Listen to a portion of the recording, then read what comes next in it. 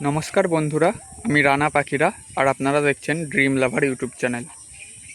বন্ধুরা, আজকে আমি যে ভিডিওটি আপনাদের সামনে তুলে ধরব সেটি হলো বোগেনভিলিয়া গাছের পিঞ্চিং।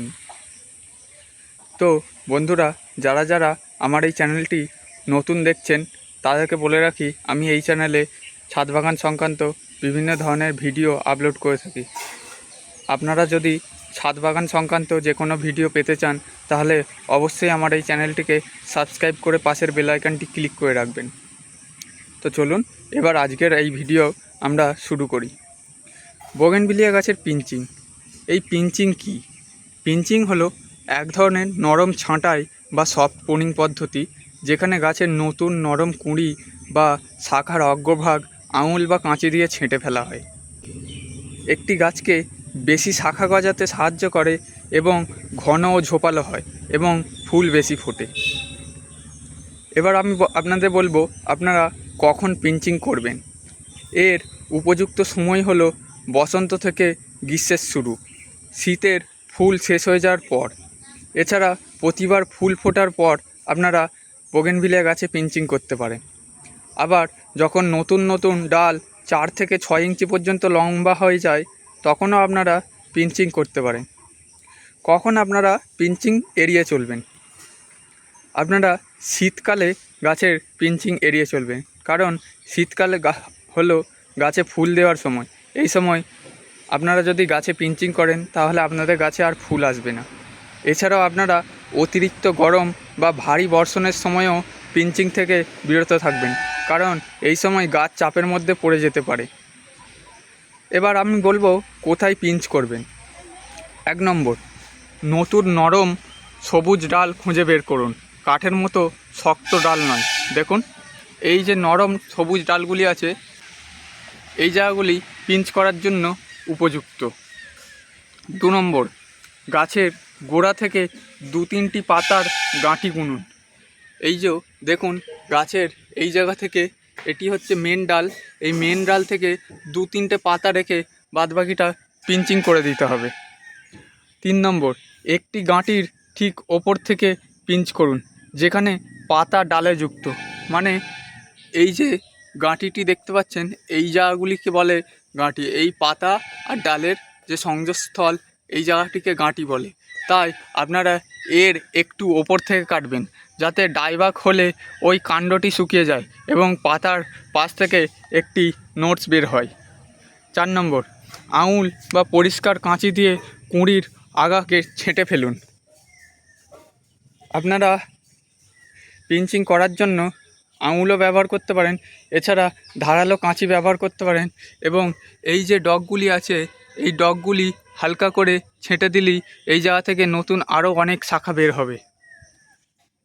পিঞ্চিং করার সময় গাছের মূল ডাল যেন ক্ষতিগ্রস্ত না হয়, শুধু নরম অগ্রভাগটাই ছেঁটে ফেলুন। এবার আমি বলবো আপনারা কখন ঘন ঘন পিঞ্চিং করবেন। আপনারা মার্চ থেকে আগস্ট মাস পর্যন্ত খুব ঘন ঘন পিঞ্চিং করবেন, কারণ এই সময় বর্ষাকাল, যার কারণে গাছ খুব দ্রুত বৃদ্ধি পায়। প্রতি 2 থেকে 4 সপ্তাহ অন্তর একবার করে প্রয়োজনে গাছে সফট প্রুনিং করতে হবে। এছাড়াও প্রতিবার ফুল ফোটার পরে আপনারা আপনাদের গাছগুলিকে পিঞ্চিং করে দেবেন। ফুল যেই শেষ হয়ে যাবে সেই জায়গার অগ্রভাগটা একবার আপনারা নখ দিয়ে খুঁটে দিলেই সেখান থেকে আরও অনেক নতুন শুটস বেরোবে। আর গাছকে আকৃতি দিতে প্রয়োজনে আপনাকে পিঞ্চিং করতে হবে।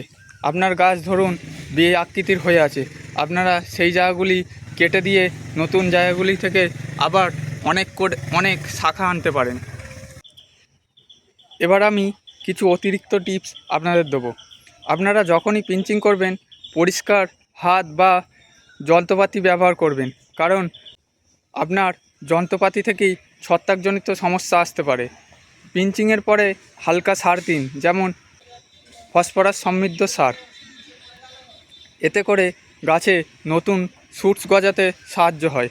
আর বনসাই বা টবে রাখা বোগেনভিলিয়ার ক্ষেত্রে পিঞ্চিং অপরিহার্য। এটি গাছকে ছোট এবং ঝোপালো রাখে।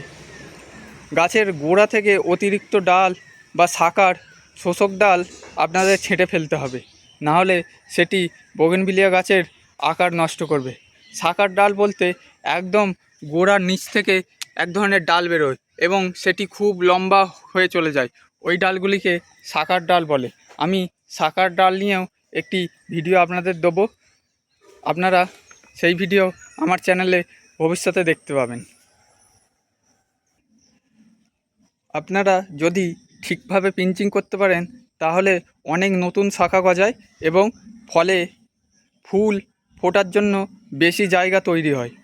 এছাড়াও গাছ লম্বা ও দুর্বল হওয়া থেকে রক্ষা পায় এবং তার ফলে খুব সুন্দর একটা বুশি স্ট্রাকচার নেয়, যার ফলে খুব সুন্দর লাগে এবং গাছের আকৃতিটাও খুব সুন্দর হয়, যাতে করে ফুল ফুটলেও আপনাদের গাছগুলোকে অতি সুন্দর লাগে। এইবার আমি আমার কিছু গাছে আপনাদের পিঞ্চিং করে দেখাবো। দেখুন, এই গাছটি দেখুন, নিচে থেকে এইভাবে উঠে গিয়ে উপরের ডালটা অনেকটা লম্বা হয়ে গেছে। তাই আপনাদের গাছগুলি সামঞ্জস্য রাখতে দেখুন এখান থেকে ডালটি বেরিয়েছে এবং কতগুলি পাতা হয়ে বেরিয়েছে দেখুন। তাই আমি এই জায়গা থেকে গাছটিকে কেটে দেবো। এইভাবে দেখুন, এখানে আমি পাতার একদম নিচ থেকে কাটিনি, একটু ছেড়ে কেটেছি, যাতে করে ডাইব্যাক হলে এই জায়গাটা ডাইব্যাক হয়ে যায় এবং এর তলা থেকে একটি নোটস বের হয়। এই ডালটি এখন বাড়তে দেবো, আর একটু বাড়লে এর সমান মাপে কেটে দেবো। দেখুন, এরপরে এই গাছটিকে দেখুন, এখানে একটি নোটস এবং দুটি ডাল খুব লম্বা হয়ে বেড়ে গেছে। তাই এদের আমি ডগগুলো হালকা করে ছেঁটে দেবো। এটি এখান দিয়ে ছাড়লাম এবং এটিকে আমি এই জায়গা থেকে ছেঁটে দেবো। দেখুন,